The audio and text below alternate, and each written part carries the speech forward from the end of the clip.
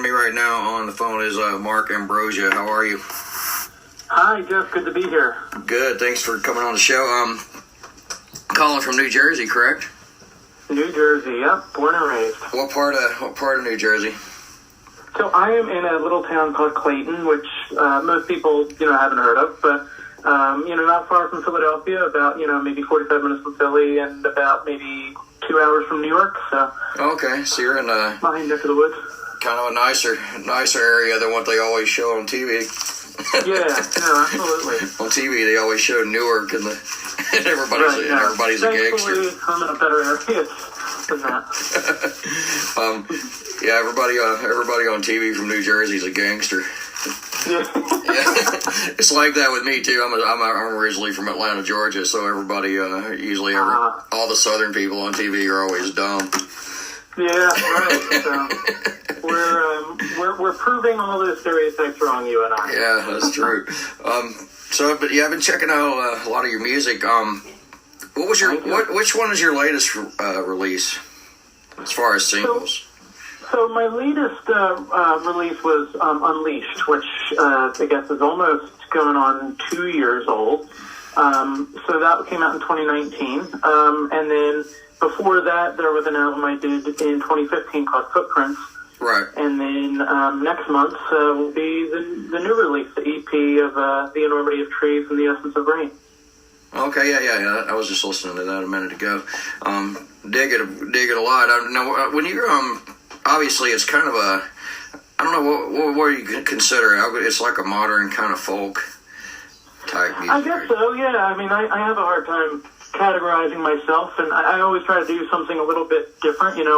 Unleashed was very sort of synth heavy and more of a straight ahead pop R&B type thing, and this EP is definitely kind of acoustic and singer-songwritery folk-ish. So I guess folk rock, folk Americana, something like that seems comfortable for this. Kind of along the lines of maybe what John Mayer or Dave Matthews was doing when they first started, maybe somewhere in that kind of area. Kind of.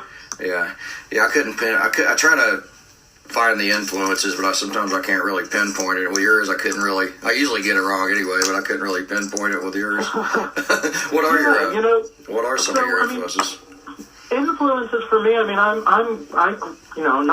only 26, but I grew up on music from well before my time. So, Fleetwood Mac and the genius of Lindsey Buckingham and Bill Withers and Stevie Wonder and Bonnie Raitt and all those people. That's sort of where I pull my stock from. But also, which I think you can hear a little bit more in this EP, is influences from people like Tracy Chapman or Mary Chapin Carpenter, Leonard Cohen, Indigo Girls, that type of thing. Okay. That's sort of the vein in which this EP kind of lives, is sort of that, folk singer type, guitar and voice type thing. Yeah, now that you say some of those, I can kind of hear it now. Especially the Lindsey Buckingham. I just kind of put that together when you said that. Absolutely, yeah. I guess he was on Saturday Night Live with Halsey last night. I didn't see it, but kind of saw it. Yeah, but I actually just caught that this morning, and it was a great performance. I had heard the song a few months ago when Halsey put it out, and I knew Lindsey was playing on it, but I hadn't really, I heard of the song then, and then I didn't really hear again until watching the performance this morning, and they sound great together. His guitar playing's great, and he's just I had the chance to see him a couple of weeks ago. He was playing here in Atlantic City, and I caught another show over in PA, and he's just top of his game still all these years later. It's amazing. He has a kind of an odd way of playing the guitar. It's kind of his own style. Or did you kind of adopt some of that with your playing, or as far as the way he does his right hand and stuff? There is absolutely no one who plays the guitar in the world like Lindsey. I myself am more of a piano player, and mainly write the songs and sing them. So a lot of the guitar playing you hear on this EP is not me, but it's a buddy of mine named Chris D'Antonio, who has pretty much played on all my records throughout the years, and he's the lead guitarist for a band called the Wayside Shakeup. Oh, okay. And he's just a great guy. I just dabble a little bit in guitar. I played a little bit of guitar on the title track of this EP. And I guess you could say it's kind of influenced by Lindsey a little bit in terms of how I play the guitar, just because he's the guitarist that I've studied the most. And his style is very unconventional, and he was totally self-taught. So what little guitar playing I can muster, it's sort of as a result of watching him and sort of studying his methodology of playing. Okay, so you write everything on the piano, you said then? Mostly, yeah. Okay, yeah, I could kind of hear that too. I just assumed you were playing all the guitar for some reason. I guess I should have read further into that. But, no worries. Yeah, a lot of times, years ago, I really didn't play much of anything at all. I would basically write lyrics on paper and wait to meet up with someone like Chris or whoever to, put music to my lyrics. And, now as I've been doing this, singing and songwriting and recording for about 10 years now, I've gotten more, equipped in terms of being able to sit down at the piano, pluck something out, and, maybe once in a while pick up a guitar or a ukulele or something and try to, muster up a melody. And, and then someone like Chris comes in and sort of refines my sort of basic ideas, and then, we make a better track out of it. So. Did you train? Did you take lessons and stuff on piano? And so no, I've actually never taken a lesson. I've never taken a voice lesson. Never taken a piano lesson. I did take piano lessons when I was a child, but it didn't last long. It was sort of one of those things where you pick up something you want to do, and then you take 7 lessons, and moving on to something else. So yeah. That's what I did when I was little. I did tennis, and I did basketball, and I did piano, and all these things, and would drop them at the drop of a hat, and so I never had any formal training really, and the only thing that I ever really stuck with was singing. It's just the thing that came naturally to me and that I could do, so I just kept doing it, and sort of taught myself as I went. Well, that's cool. Yeah, I like your voice. Do you have I like when you some parts of it you'll go to like a kind of a falsetto in some parts, and then kind of drop back down, which I was finding pretty interesting. What do you have any influences that way, the vocal styles, or? Yeah, I've always been a big falsetto guy. I especially love when I was in choir in high school, I was always the one singing the tenor one part. Sometimes even dropping to the alto part actually, and helping the girls out. So I always loved singing the high parts. And so when I think of vocal influences, I think of someone like the Bee Gees, for example.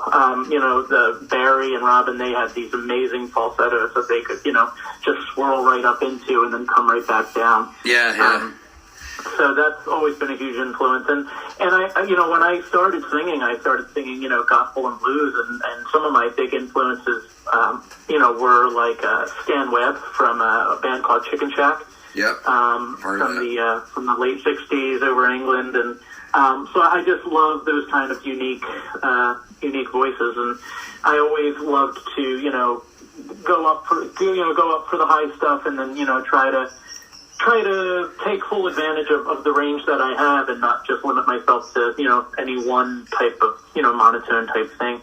Yeah, and you're good at doing that, because the falsetto is tricky. It can either, if it's done right, it's really good, and then if it's not done right, there's no middle ground. It's not done right, yeah. But speaking of like going back to like New Jersey, were you in it when people think of New Jersey type music? They obviously think of Bruce Springsteen and Bon Jovi and Southside Johnny maybe. And are you influenced by any of that? Well, I guess it goes back to Sinatra and stuff too. So are you kind of influenced by any of that stuff, or? Well, when I was growing up, obviously we're all influenced by the music that our parents or grandparents play around us, and my dad had 2 live Frank Sinatra albums that he would play in his little Honda Civic that we would drive around in, or Honda Accord, whatever it was. And so, oftentimes we'd be driving on the weekend listening to, Frank Sinatra live, and that obviously stayed with me, that his vocals and his songwriting, I've always loved his music. So that kind of influences my voice and my style, I guess. Then you have, other people from New Jersey, like Bon Jovi, who admittedly I was never a huge fan of. And Bruce Springsteen, what I really loved about Bruce Springsteen the most is the kind of records he made, especially a record like Nebraska, which is kind of a cult favorite. Yeah, that's but my favorite I love one. it for how, underproduced it is. Yeah, I feel the same way. That's probably my favorite one of his. I would say so. Yeah, but I like the fact that New Jersey has a sound. Like right now, I'm living out. Like I said, I'm from Atlanta, Georgia, so we kind of have a sound down there, and a lot of. Yeah. But out here where I'm at now, I live in Utah, and there's really not one really. I always try to pinpoint it out here, but I can't really do it. There's not a lot of states don't really have their own kind of thing, but New Jersey always did, and places like Philly and Detroit. And, yeah, it's weird how it just different cities just have a musical sound. Like when you think of Portland or you think of Nashville or L.A. or there's so many musical sounds and bands and stuff that comes to mind. But you go somewhere like Montana or Utah, and it's like, is there music out here? There's there's no sound that comes to mind right away. So. Yeah, it's up to independent musicians to sort of create that sound, I guess. Yeah, I think like Imagine Dragons and that stuff comes from out here. That's kind of what it's going to. That's kind of, I guess, what the sound would be. Unless you want to go back to Donnie and Marie. Maybe we avoid that. Yeah, they're from 10 miles from where I'm at right now.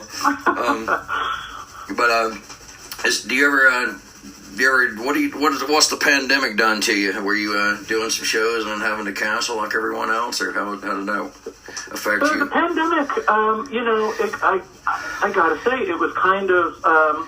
I don't mean to sort of take it lightly, but it was sort of a gift in some ways because suddenly I had all this time just to sit and tinker in my home studio and come up with demos and write a whole lot of songs and just be able to really think of ideas and have no other deadlines or anything standing in the way of just, could just wake up every day and write songs and go to bed and do it again. So it was kind of nice in that way that I felt like I had all this freedom to do whatever I wanted to, artistically. And honestly, that's kind of where the title track to this EP came, because suddenly I was, being able to go outside, in my backyard every day with my cup of coffee and literally see the colors of the tree change and just bask in the normal things that maybe you take for granted when you're constantly on the go and you're not, sort of grounded and having to stay at home. So it was a great gift for my creativity, and I definitely, probably the most prolific period of songwriting I ever really experienced, because, in the course of 3 weeks, I had, coughed up 18 songs. So it was a real gift in that way, but obviously quite a strange moment in time for our whole world, sort of a very, very unique, bizarre time. Yeah, I feel the same way. It was it was kind of good for me. I don't want to make light of it because of all the people that passed away and stuff. But you almost feel guilty. So it was nice, but it was in a way kind of a great relief. It gave me the opportunity, and you may have came across this too, to kind of look inward and really ask yourself, is this really? Am I doing what I want to do, kind of thing? Right.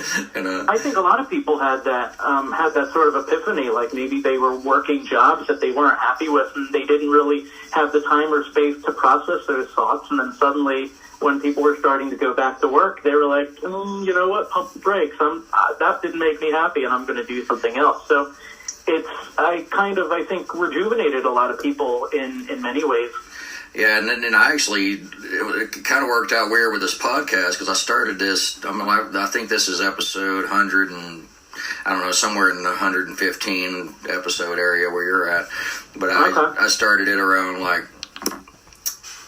like it was literally like 3 weeks before everything hit. And my whole idea was I was going to go around to shows here out west and interview people like right before their show, like in the green rooms and stuff. And then, okay, I see. That would have been a cool idea too. Yeah. But all of a sudden I couldn't do it, and then so I didn't. Right. So now it's I've got it's a good testament of what musicians were doing during the pandemic, because I got like 100 episodes of people telling me all the gigs they had to cancel and things. And imagine that it had your original idea worked out. I don't know if you would have had 100 episodes under your belt by now. So no. I think in a big way it kind of helped catapult this this idea of yours to become something larger than maybe you originally intended. And I think that's great. Yeah, and that's what I've kind of turned it into. What I'm trying to do now is take artists like you, for instance, and like maybe you'd be well known in the tri-state area where you're at or something, but maybe not out here, and so I can kind of get kind of spread the word with different artists, because a lot of people listen to the show over in Australia and England and places like that, so that's really what I'm trying to do. I usually play one song on the show, and then hopefully I get people to go over to Spotify and check out the rest of it after. Check out the rest, yeah. Yeah, it was cool with the pandemic too. I tend to write totally independently.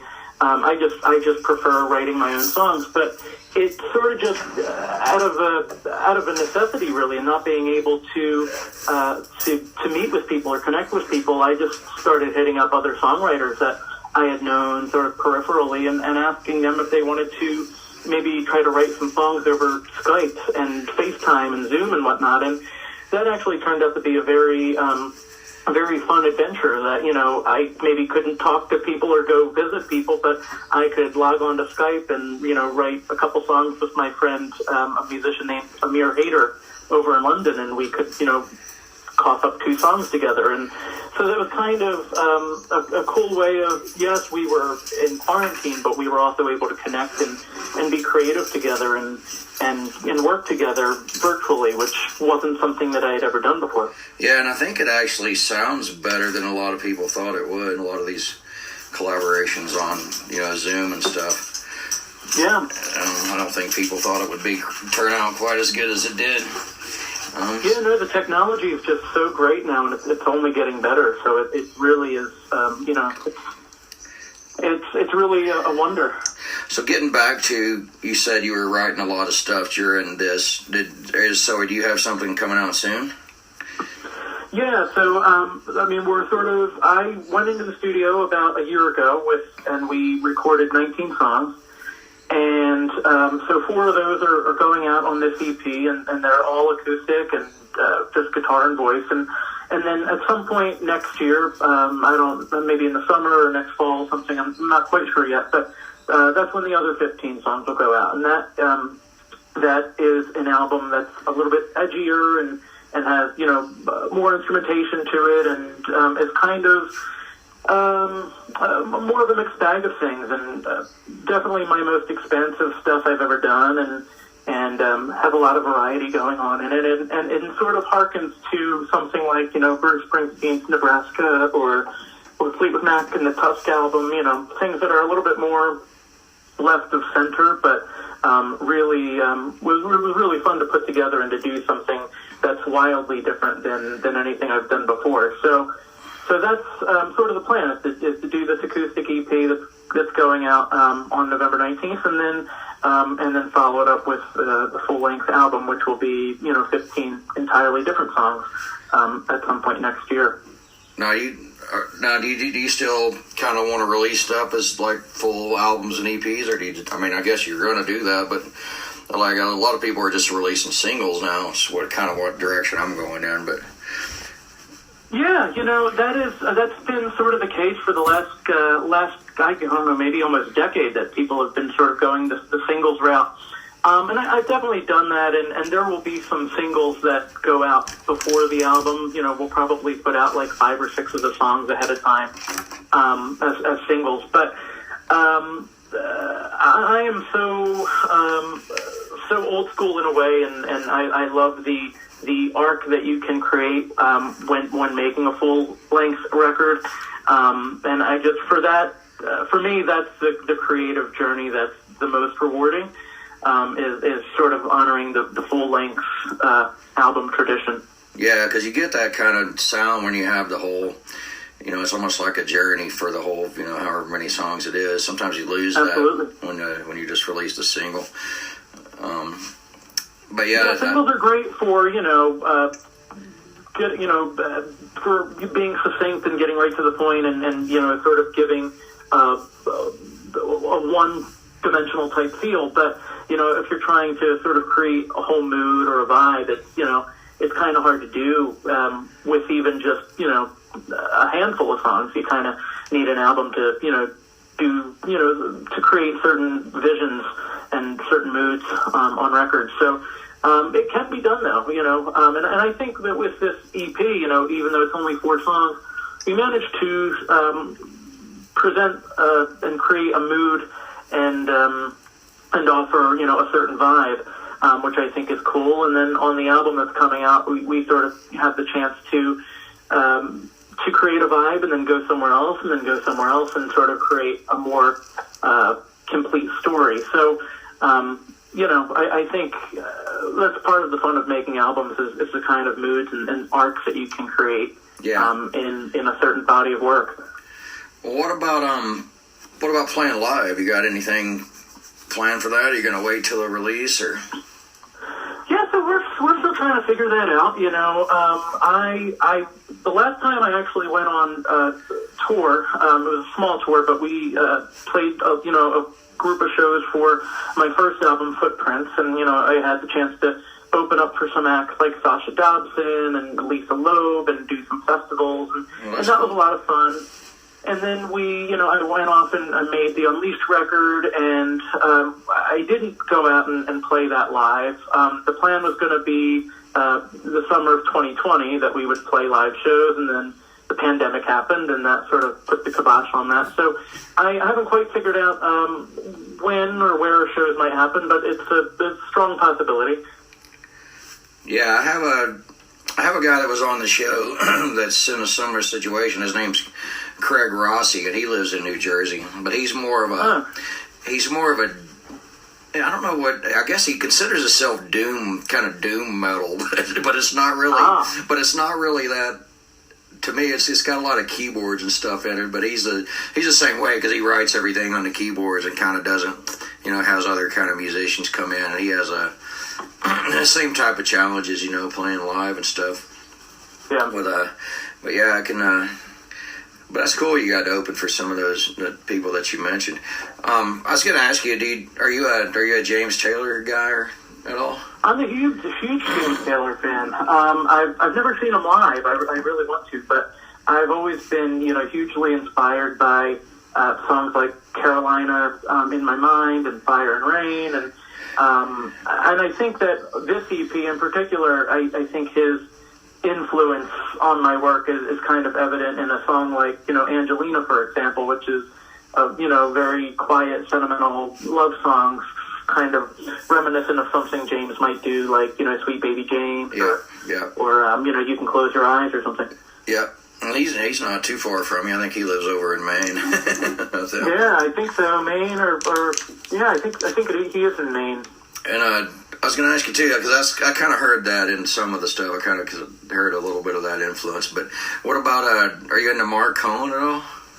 Mark Cohn, yeah. Is he from New Jersey or? I think he's from Chicago. Chicago, I'm pretty sure, but I could hear it. That's kind of the same vein, of what you're doing, I think. Definitely, and he's a fellow Mark who spells it with a C, so always mad props and respect for that. Yeah, he came here once. I talked to him for a bit. It's weird. A lot of people don't know he got shot in the head. Oh, really? Yeah, he was just randomly driving around Chicago, somewhere in Chicago. Like it was just a random drive-by thing while he was in his car. It was crazy. And he wrong place at the wrong time. Yeah, and then came back from that. But yeah, the reason why I brought him up is because he's a piano guy that kind of dabbles in the guitar a little bit on the too, and kind of reminded me of it a little bit. But So you say November 19th is when the next thing's coming out? That is when the Enormity of Trees and the Essence of Rain full EP comes out. Yeah. All right, and I'm just gonna ask you one more thing, because I've kind of kept you a while.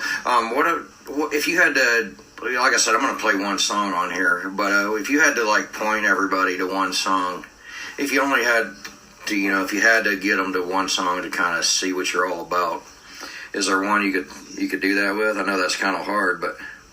Oh yeah, that is hard. From the new release or from anything in my catalog? Just where they heard you, they would say, "Oh, okay, this is what this guy does," kind of thing. Let's see. I guess I would have to say, a song like "One Step Back" always comes to mind. Because it has that sort of piano playing thing. I wrote that on the piano one night, and it's lyrically is very representative of the kind of songs I write, sort of unrequited love songs. So yeah, and it's got all the signature vocal layerings and harmonies that I do a lot of my work. So I guess if I had to pick one song that's the most ideal for introducing me to new audiences, I would have to go with One Step Back. Okay, because the reason why I ask that is, unfortunately, in the world we live in now, that's kind of what you have. Like if somebody will go to Spotify and they'll listen to one song, and if they like it, they'll keep going, and if they don't, yeah, so you don't want to usually send them over to your most avant-garde type song because you want to give them the most accessible thing and then hope that they venture into the avant-garde stuff. So yeah. That's sort of how you have to play the game these days.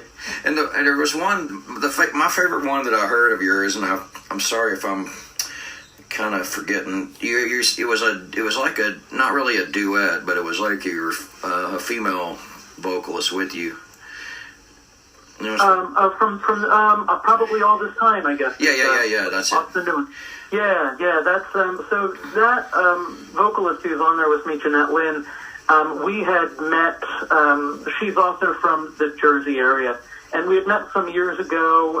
I was selling some microphones that I was getting rid of in my home studio, and so I sold her a microphone, and she still has that microphone from all these years later, and she actually recorded her part on that same microphone, and there we had the duet. So, but yeah, she fronts a band called Best Bear, and they're out of Jersey, Philly area, and she's just a great writer, and I love her guitar playing, and she's just a great singer, and that song was a lot of fun to be able to record with her, and it was a song that I had written almost maybe 10 years ago, and she kind of came on and breathed some new life into it, so that was kind of fun. Yeah, that was kind of my favorite one that I heard, not because of her being on it, just because I kind of like the feeling it gives you at the beginning, that kind of mood it sets with the intro and all. Is what I really liked. Yeah, someone told me when they heard it that it was sort of seems like has a countryside vibe, like you're out in the field and just playing guitar and singing this song, and I guess I kind of hear that too. It's it's got those real tight, strong harmonies. It's sort of like almost Everly Brothers-ish, but a little bit more country and more Americana. Yeah, being from Georgia, that kind of stuff kind of hits with me good. So yeah, absolutely. I mean, my favorite musicians out of Georgia have got to be the Indigo Girls, and it's sort of All This Time is sort of a song that's in that vein that has this kind of Amy and Emily type. Constant harmonies throughout, and of course the nimble guitar playing. Throughout the whole thing too. Yeah, I've been gone from Georgia for 15 years or more, but I used to go see them when they weren't that famous. They played at this little place called Eddie's Attic, and they would just. Oh, Eddie's Attic, yeah. I've been there once or twice, and I've been there once or twice. I've heard a few recordings once or twice from them and some other people that performing there over the years. Yeah, I used to see them there. Like they had this thing on Monday night where the songwriters would come in, and they weren't even famous yet. They had one little album out. It wasn't hitting yet, and but he'd come in on Monday night. He'd play a couple songs, and if you won the night like it was a contest kind of thing. You got like $100 at a regular weekend gig, and they would come in, and like John Mayer would come in because he was going to I think he was going to Georgia Tech at the time. You know? Yeah. And different people like that. The girl from Sugarland she was actually married, she was actually married to the guy that ran the place, and it was, oh, really? Wow. It's quite a storied place. I had only known about it sort of peripherally. So yeah, you would do. If I ever get to Georgia, I got to step foot in Eddie's. Yeah, you would do well there. Actually, it's kind of a they don't have any like rock bands or anything. It's kind of a folk thing. But if you ever get down that way, for sure you should. Go ahead and give everybody your information where they can find all your stuff. I think I was listening on. Well, I definitely listened on Spotify, but I think I listened on SoundCloud or something too. Yeah, so I'm on SoundCloud, I'm on Spotify, Apple Music, Amazon, pretty much anywhere that you can get music digitally. And if you go to marcambrosia.com, you can buy physical copies of my albums on there, and there's some T-shirts and things like that.